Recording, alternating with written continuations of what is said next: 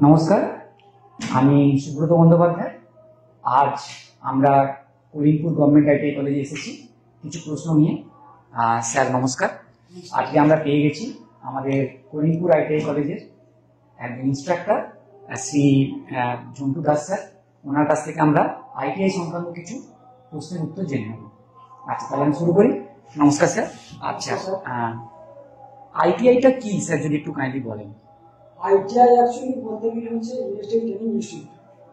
এটা সম্পূর্ণ গভর্নমেন্টের তরফ থেকে হয়েছে, অ্যাড্রেস থেকে শুরু করে সমস্ত কিছু। আমাদের করিমপুর আইটিআই কলেজে এখানে 4টি ট্রেড আছে, ইলেকট্রিশিয়ান, ফিটার, একটি মেকানিক্স এবং কুপার।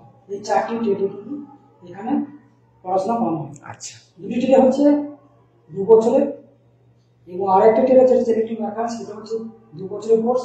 আর একটা যেটা আমাদের আছে সেটা হচ্ছে কুপার, সেটা কিন্তু 1 বছরের কোর্স। এই 4টি ট্রেডে কিন্তু সমস্ত স্টুডেন্টদের কিন্তু এখানে শিক্ষা কিন্তু দেওয়া হয়।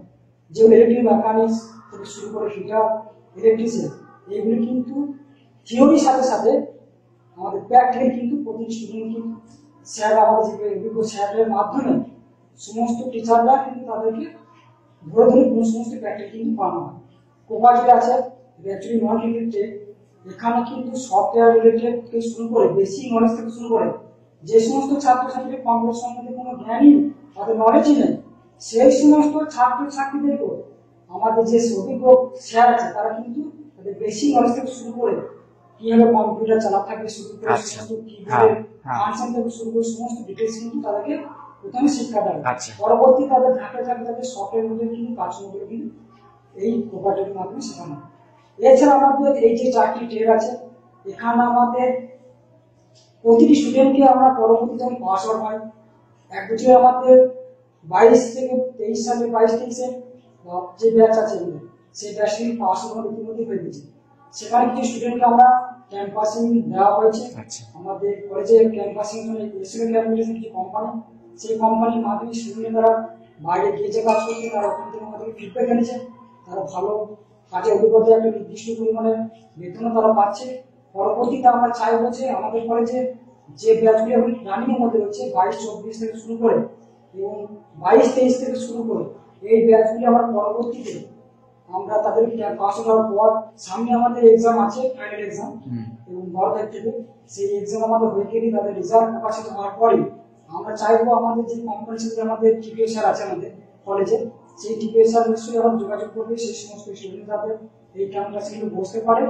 বসার পর তাদেরকে আমরা চাইবো তারা যেন জবের অপরচুনিটি পেয়ে থাকে, তারা পরবর্তী তারা একটা ভবিষ্যতে যে কিনে লোক করবে। এখন কিছু কিছু স্টুডেন্ট আমার যাচ্ছে যেগুলো দ্বিতীয় বছর অর্থাৎ সেকেন্ড ইয়ার আছে, 2 বছরের কোর্স রিলেটেড, সেগুলো আমরা চাইবো তারও অনেক স্টুডেন্ট তারা চাইছে আরো তাদের ডিগ্রি করতে,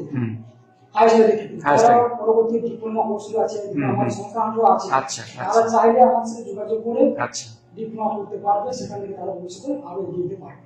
বাহ, খুব ভালো। ওনার কাছ থেকে আমরা এই কলেজ সম্পর্কে, ট্রেড সম্পর্কে এবং আইটিআই সম্পর্কে অনেক তথ্য পেলাম। আচ্ছা স্যার, আমার আরেকটা ছোট প্রশ্ন আছে।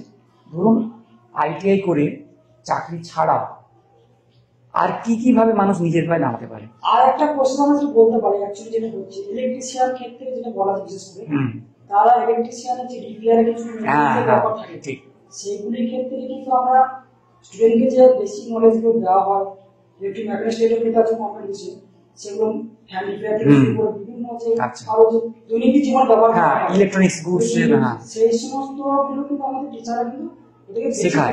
আচ্ছা, সেই সব রিলেটেড তারা কিন্তু ব্যবসা থেকে শুরু করে নিজস্ব কোনো দোকান করতে পারবে, এবং আমাদের যে সরকারিভাবে যে কোনো বিজনেস তারা সেটা স্টার্টআপ করতে পারবে, লাইসেন্স বের করতে পারবে, গভর্নমেন্টের সেখানে তারা প্রজেক্ট নিতে পারবে, মোবাইলের ব্যাপারটা সেগুলো কিন্তু ওরা এই সার্টিফিকেট কিন্তু তারা করতে পারবে।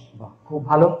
তো আমরা জানতে পারলাম যে চাকরি বাকরি ছাড়াও আমাদের ছাত্রদের অনেক কিছু করার সুযোগ আছে নিজের পায়ে দাঁড়ানোর জন্য, এবং নিজের ব্যবসা শুরু করার জন্য সরকারের তরফ থেকে সাহায্য পাওয়া যায়। তো আইটিআই শুধু যে চাকরি সংক্রান্ত ব্যাপার সে তো আছেই, এর বাইরেও নিজের পায়ে দাঁড়ানো একটা স্বাধীন স্বরোজগার ব্যবসা বা নিজের কারিগরি দপ্তরের মাধ্যমে নিজের কারিগরি অ্যাপ্লিকেশন করে রিপেয়ারিং শপ এগুলো তারা করতে পারে। অনেক অনেক ধন্যবাদ স্যার, খুব ভালো লাগলো আপনার সাথে কথা বলে। নমস্কার।